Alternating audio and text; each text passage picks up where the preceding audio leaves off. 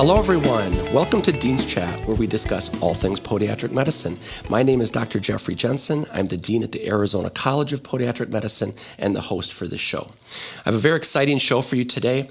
We're bringing in 3 of my ex-students from the Arizona College of Podiatric Medicine. All of them graduated in 2020, just as the COVID pandemic was starting. All 3, now third-year residents, matched at residency programs in the Midwest, and we'll talk about that. But equally important and more important for the discussion today, all 3 have secured positions in 3 different practice environments, and we're going to talk about not only the residency pursuit that they had, but the quest of getting a great job and a job with lots of opportunity. So welcome to the show. Thank you. Thank you. Thanks for having us. So my guest, I'd like to introduce each of you. Dr. Zachary Pierson is a third-year resident at Central Michigan University in Saginaw, Michigan. Dr. Mike Wilson is a third-year residency at Trinity Regional Medical Center in Fort Dodge, Iowa. And Dr. Braxton Facer, is at St. Vincent Residency Program in Evansville, Indiana. So before we get started talking about your individual stories, Zach, maybe you can give our audience a little background on the timeline to become a podiatric physician. Yeah, absolutely. And I think it's a good thing to touch on. I'm not sure many people truly understand kind of how much our timeline really parallels kind of the MD and DO route. So we go through 4 years of college to start. And then during that time is when we start filling out applications. We take the MCAT, just like all other medical schools. We apply. We do the whole interview process. And then, once we're accepted to a medical school, we attend 4 years of medical school. Of podiatric medical school, I should say. So we have 2 years of kind of a balance between the basic sciences and then a lot of more specifically podiatric medicine. And then we do 2 years of our rotations, in the hospitals and in the clinical setting. At most schools, I believe, our basic sciences is taught our basic science classes, are taught parallel to the MD and DO students. So we take that full curriculum and course load.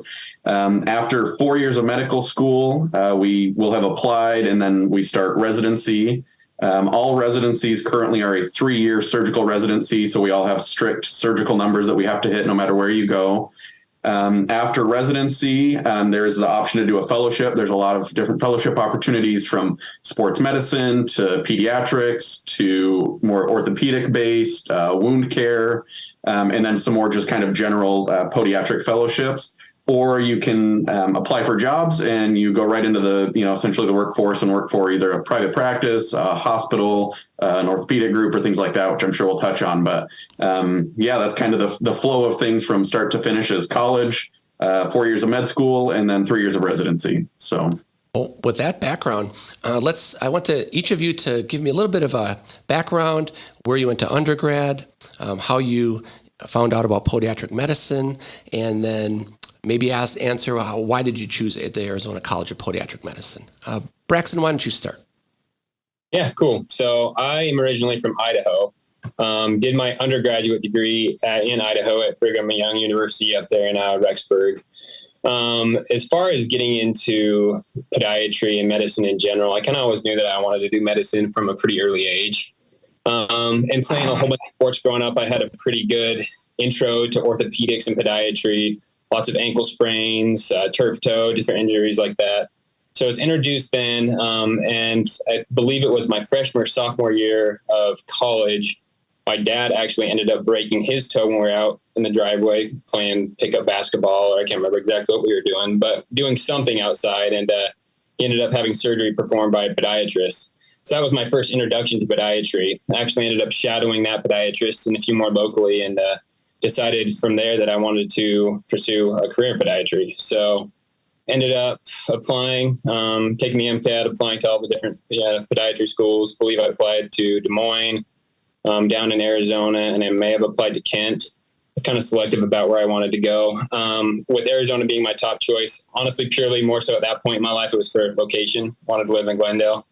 So ended up getting in, moving down to Glendale, and I guess the rest is kind of history. Started school down there, and matched into residency where we're at currently. So okay, well, thank you, Mike. Let's turn it over to you. How did you find podiatric medicine, and then your path to the Arizona College of Podiatric Medicine?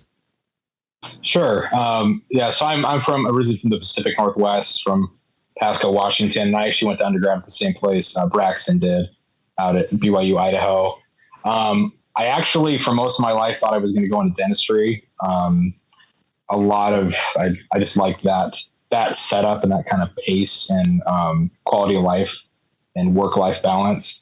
And towards the end of my getting my undergrad degree, I kind of realized I didn't really want to do dentistry, or I wanted to look at some different options. And a friend of mine was already in school at Midwestern, and he kind of kept bugging me and saying, you should go shadow a podiatrist. It's way more interesting than you think. And I honestly shadowed him, the podiatrist, kind of just to shut my friend up. I was like, yes, I did it. It's fine.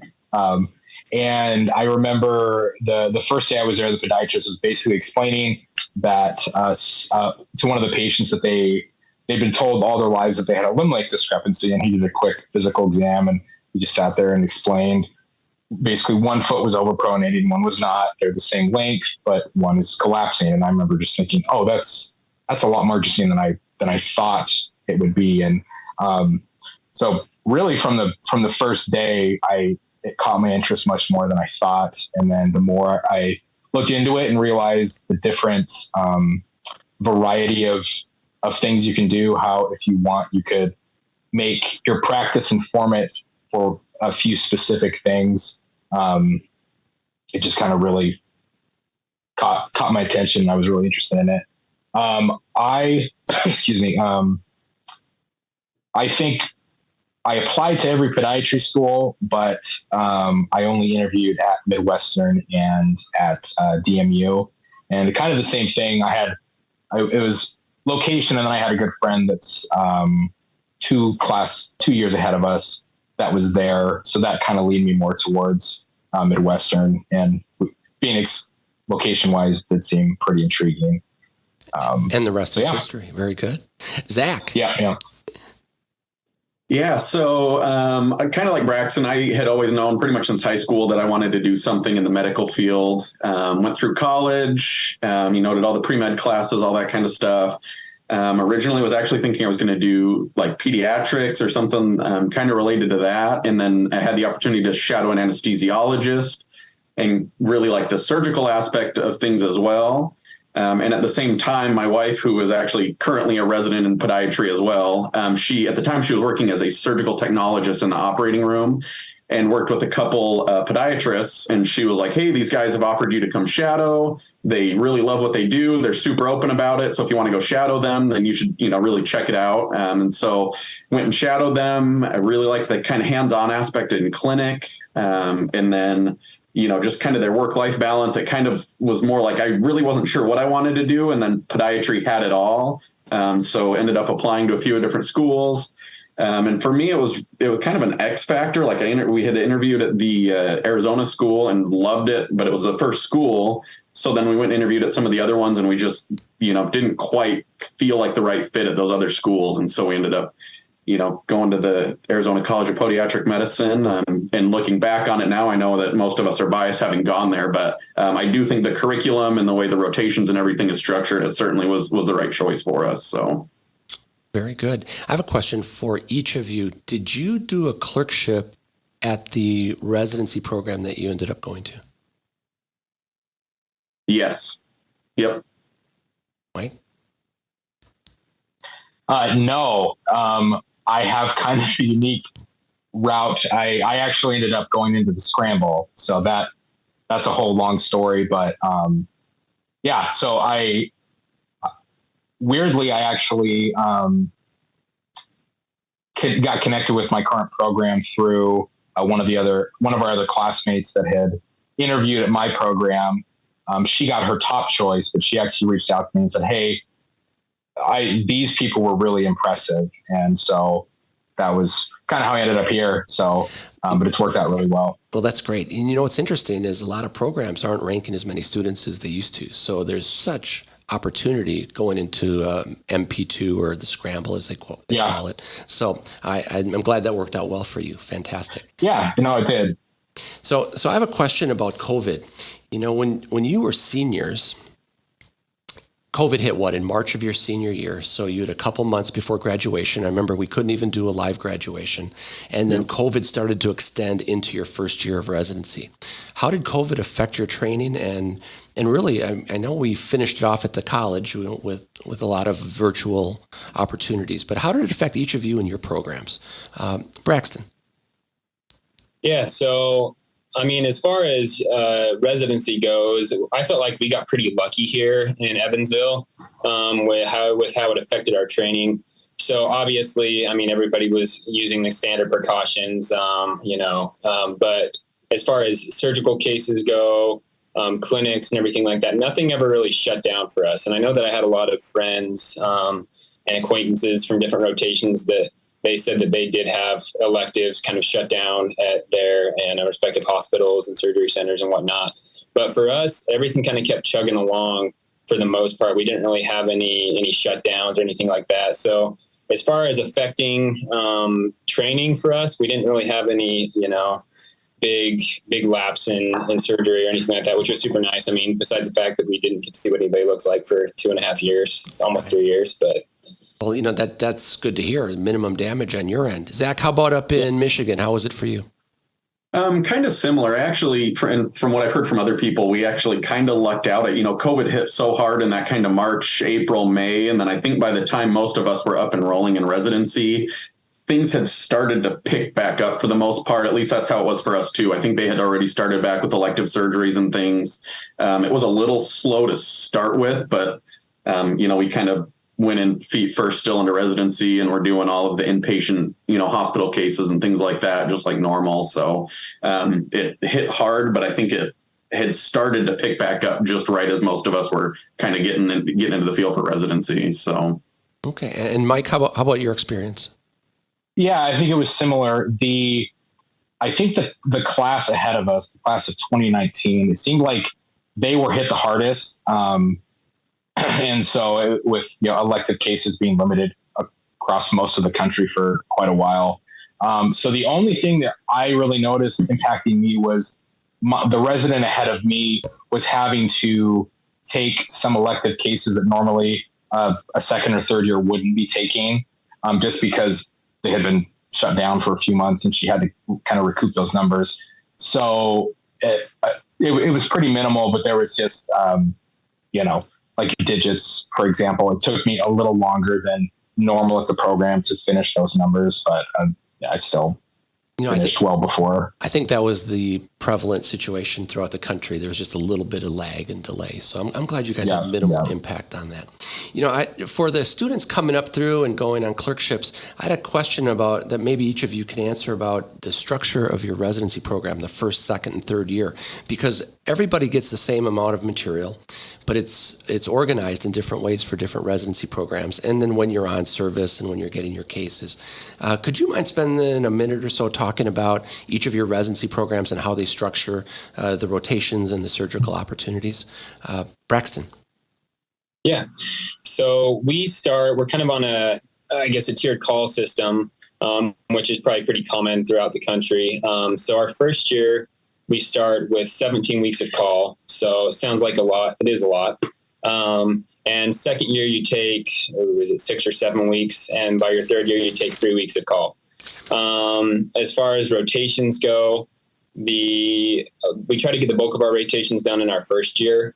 So we try to schedule a lot through that first 6 months of their residency, first year, essentially. So they get the bulk of a lot of the rotations done first year. Obviously, that carries over into your second and third year with rotations that you have to do. But essentially, the goal is to free you up more in your second and third year for those elective cases. And as it is in probably most programs, it's kind of a tiered picking system when it comes to cases as well. So third years get, first pick as far as what comes for cases that week, followed by the second years, and the first years pick up, the rest. So Braxton, at St. Vincent's, how many residents do you have per year? We have 2 per year. Okay. Yeah. All right. Just clarifying that. Mike, how about yourself? Your residency program, how is it structured, and how many residents do you have per year? So we just have 1 per year, which wasn't nearly as big of an adjustment as I thought it would be. And the call schedule is actually split evenly between all 3 years. The thought process behind that is, and try to reduce a little bit of the stress of being a first year and as you're kind of drinking through a fire hose. But paying for it now as a third year. I'm on call right now, actually. So, but anyways, it's good. I think it's good. It helps our first years ease into it a little bit more.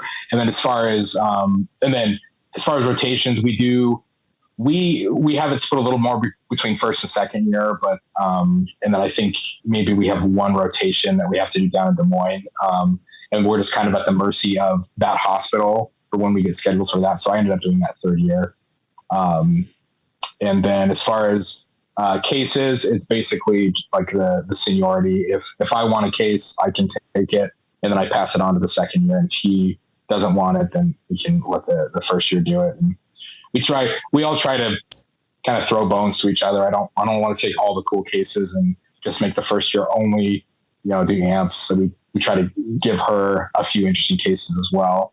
I think it's a pretty good, balanced, good cultured program. That's excellent, because there's a lot of programs that take the first year and they're on call a lot, and it's a very stressful time for them. So that's interesting to see that they spread the pain a little bit. Yeah. Zach, how about up in Michigan? Yeah, so some of that stuff is kind of similar, kind of a mix between the two. So as far as call goes, our call is, so I guess I should start with, we take 2 residents a year. So there's 6 of us total. Our call is split between the first and second years pretty evenly. So first year, I think you take 13 weeks or so. And then same thing, second year, you take another 13 weeks. And then third year, we don't have any call. We'll pick up and, get into the hospitals and help out with stuff when it gets busy and things, but we don't have any formal call scheduled. And then as far as our off-service rotations, they're kind of spread out through the first 2 years, really the first year and a half. Kind of like the other guys had mentioned, where the idea is to try to get that stuff kind of out of the way. Our first year off-service rotations, so family medicine, infectious disease and things like that. And then our second year is more of the surgical off-service rotation. So keeping your hands working, vascular, orthopedics, plastic surgery, things like that. So, and then that gives us, you basically pretty much the last year and a half is all podiatry from there on out. You may have a little bit sprinkled in, but our whole third year is strictly podiatry, surgery and rotations. So fantastic. So even with COVID, none of you had any issues with your numbers? No. Nope. All right, fantastic. No. All right, now that we've kind of set the stage, let's get to kind of the meat and potatoes here. It's so important after all that training to find yourself in a position where you can go out and get a wonderful opportunity in employment. And so I think I'd like to start with asking you, each of you, when did you start looking for a job or a position that you could go into after you finished your residency program? And then what was the path that got you to where you're going? And you can tell us where you're going first and then tell the story if you want. But I think we're all interested because everybody takes different paths and all of them are unique in their own way. Mike, you want to go first? Sure. So I'm joining a pretty small private practice out in Lawton, Oklahoma. Okay. I'm going to be the third podiatrist in the practice. And yeah, I started looking for my job really early. It was actually, I think it was probably April of last year.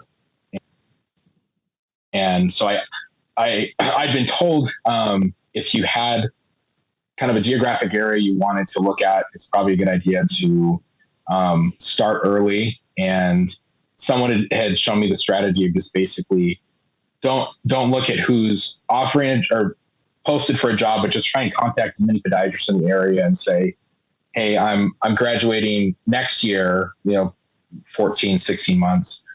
If you've maybe thought about, maybe you're going to hire at that time, I'm available, and just kind of get your name out there.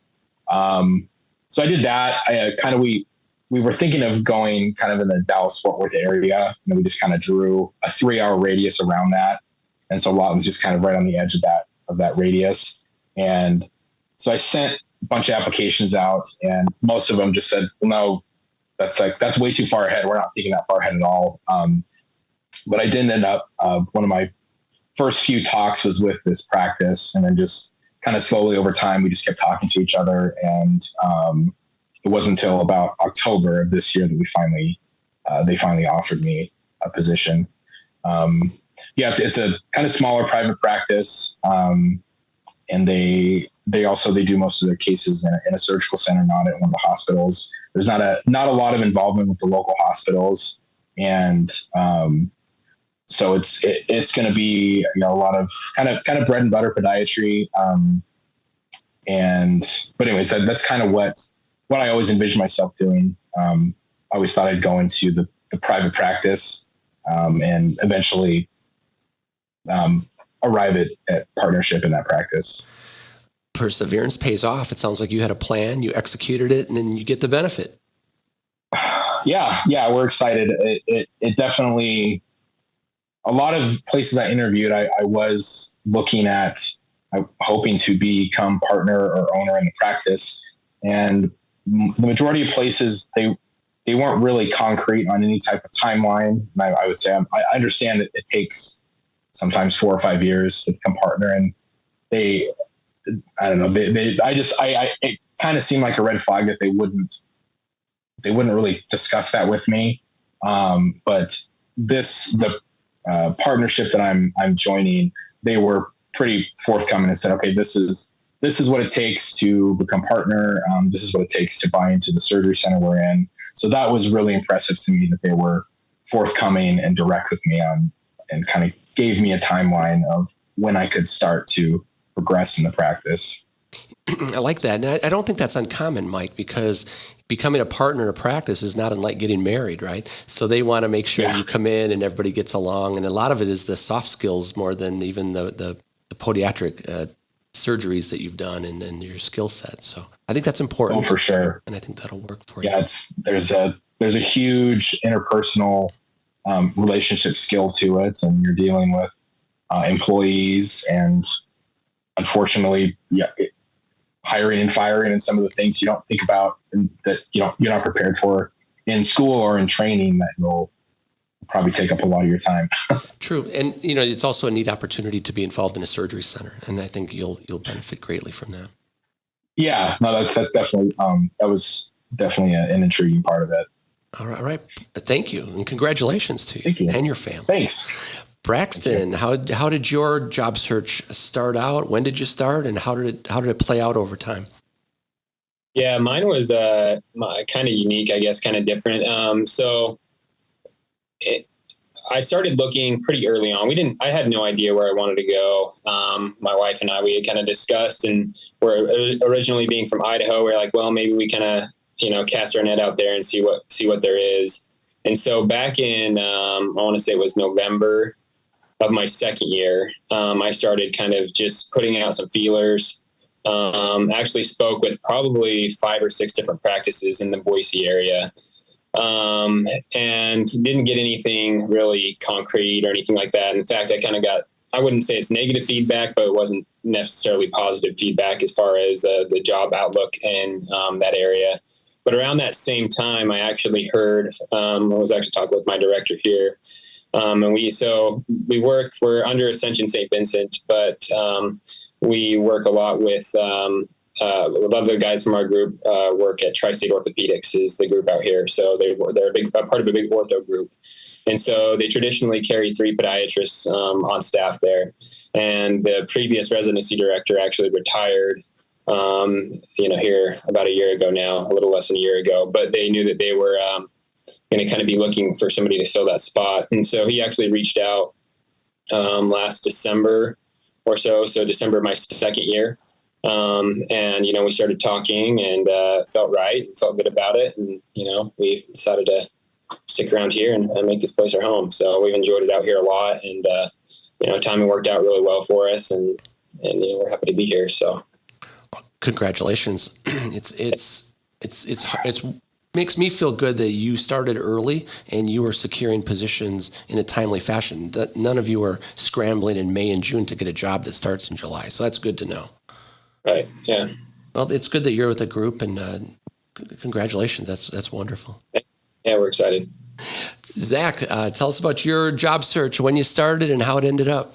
Yeah. So, kind of like these guys, I started pretty early. It was probably about a year ago. So that would have been right around April of my second year of residency. And for me personally, I felt like that felt like it was quick or very early. I think I quickly realized that was pretty early for a lot of places, just because they weren't even thinking about that far ahead. They were thinking about hiring somebody from that graduating class for that summer. And so it was pretty early for me to start.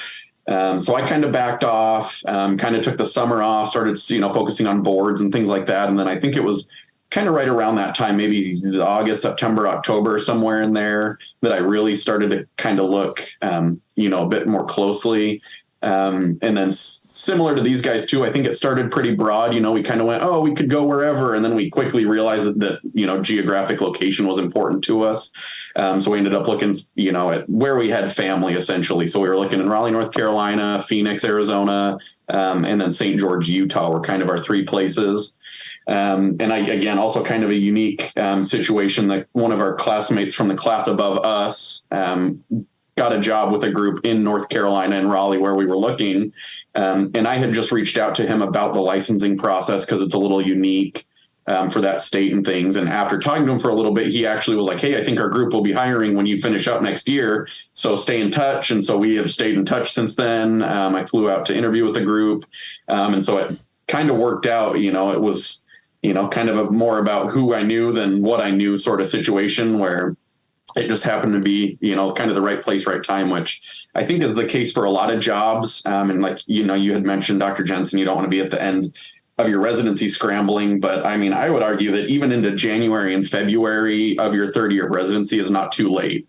We had a lot of guys finding good jobs, even into, kind of that February timeline. March, April, maybe cutting it close for a lot of people just because of getting credentialing and things like that can take a lot of time. But a lot of us started super early and kind of were like, oh, that, so there's no rush to get a job even into November and December of your third year. So. Yeah, that makes sense. And Mike pointed that out early. If you start too early, the owners of the practices are like, oh my gosh, I haven't even thought past 6 months, let alone over a year from now, So yeah. I think that is. And you might find them that reach out, and I think oh, I am looking in a year. So, I mean, I don't know. I don't know what the answer is, but, don't fret if it's later and don't have a job. So. Well, it's interesting. And I did have a few practices, within the past couple months reach out again and be like, hey, are you still, I just said, no, I did find something, but so I think it did bear some fruit. And even though initially they said, oh, I think it was good to at least to have them have my resume. And I did probably have, 5 or 6 people reach back out to me later from those applications. So. Well, like they say, the early bird gets the worm, but sometimes the second mouse gets the cheese, right? I mean, it depends. Every situation is different, for sure. Great stories. I'm so proud of all of you.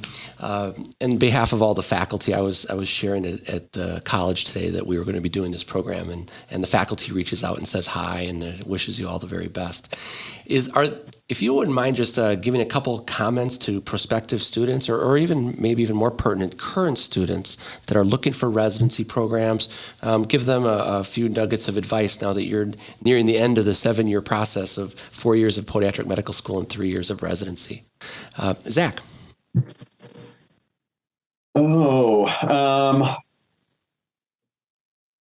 I think one thing that I really learned is you won't ever regret working hard. As someone who didn't finish with a great GPA and still ended up at a good residency because I worked hard in other aspects and, have a tendency to get along with people, I think it worked out. But you just never want to close any doors for things. So do everything you can to keep every door open and every option available to yourself, whether that's which, podiatric medical school you want to get into or which residency program you want.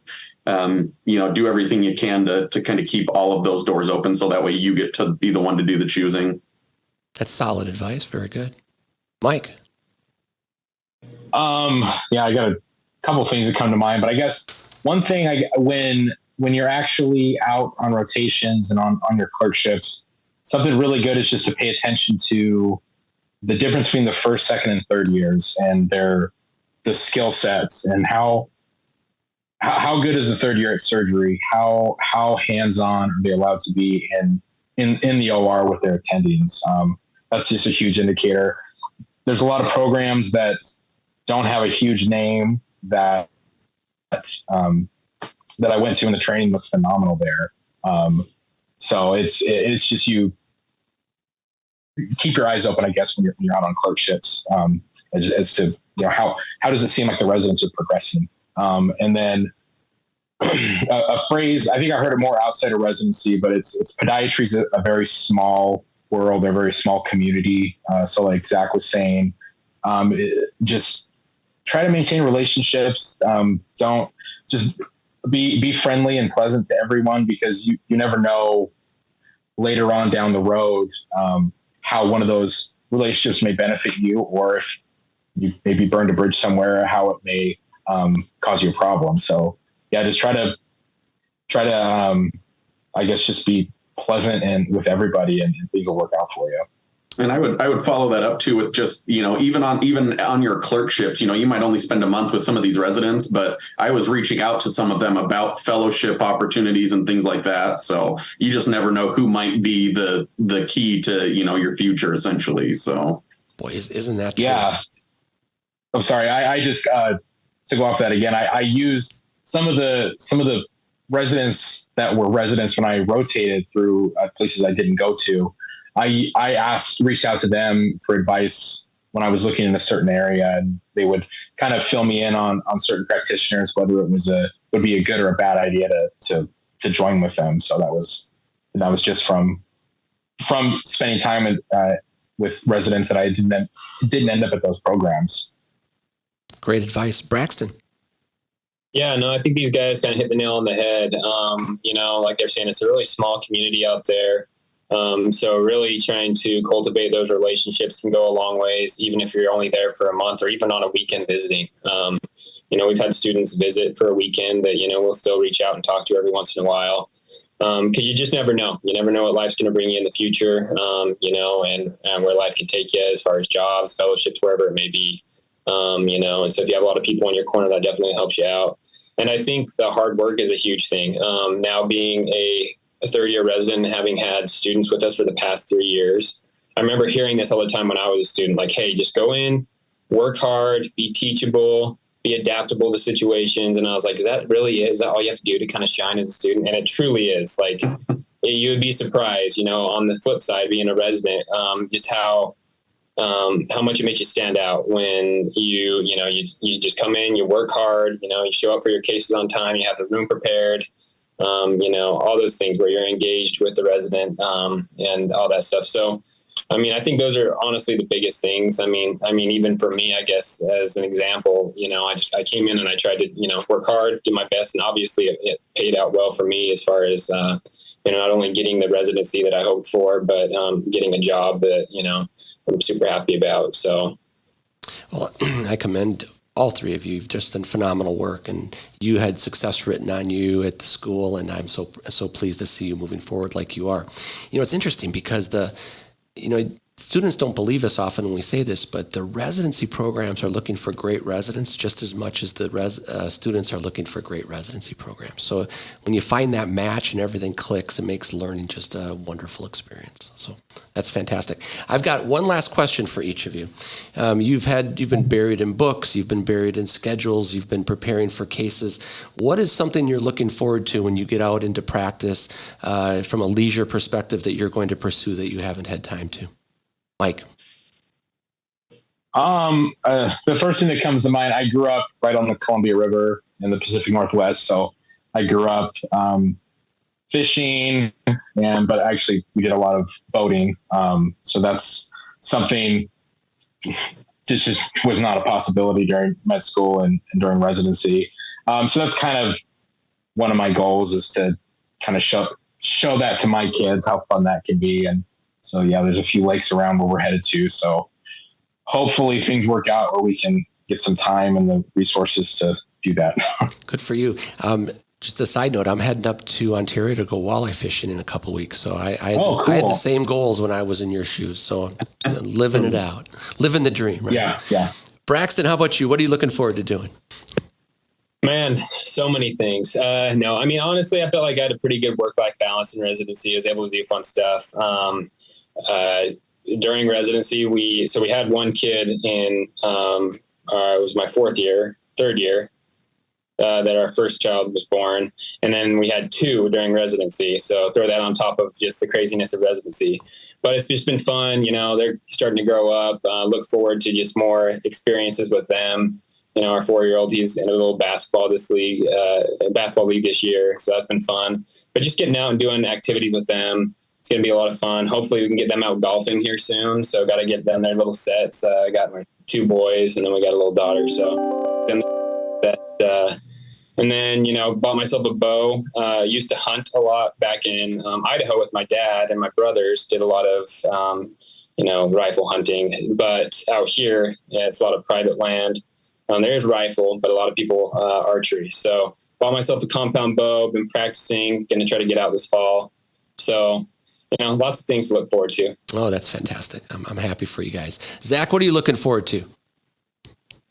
Oh, similar to these guys, lots of golf. Excited for the weather. I apologize if I didn't mention. So I'll be joining Carolina Foot and Ankle Specialists in Raleigh, North Carolina is where I'm headed. I realized I didn't mention that.